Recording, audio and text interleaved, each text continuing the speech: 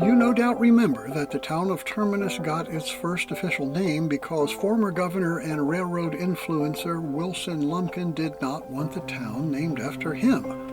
Landowner Samuel Mitchell and railroad engineer C.F.M. Garnett, forced to reconsider their choice of naming the town after Lumpkin, took the next best option and named the community after Lumpkin's daughter, Martha.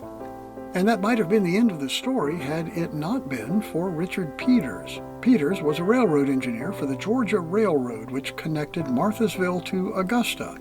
He had been hired by John Edgar Thompson, who would in later years make a name for himself as the president of the Pennsylvania Railroad. So it's 1845, and Richard Peters and his boss, John Edgar Thompson, are on the first railroad passenger train to arrive in Marthasville.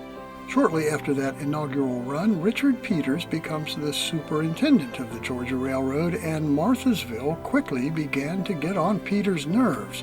Not the town, the name, Marthasville.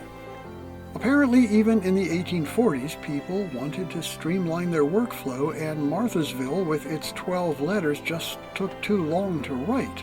Peters was getting complaints from his staff. At least that's the way the story was told in 1871 when the pioneer citizens of Atlanta got together to preserve the stories of Atlanta.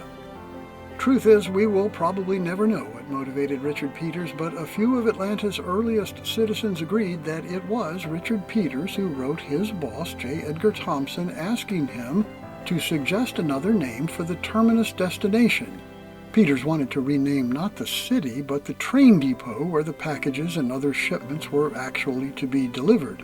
And as the story goes, it was J. Edgar Thompson who suggested what he said was the feminine form of the word Atlantic, possibly as a tip of the hat to the Western and Atlantic Railroad, which, as you will recall, started all of this by driving that stake in the ground to mark the terminus point. Anyway, after getting Thompson's reply, Georgia Railroad Superintendent Richard Peters decreed that packages coming to the terminus point should henceforth be stamped. Well, you know the rest. This is Lance Russell, and that is the story of Atlanta.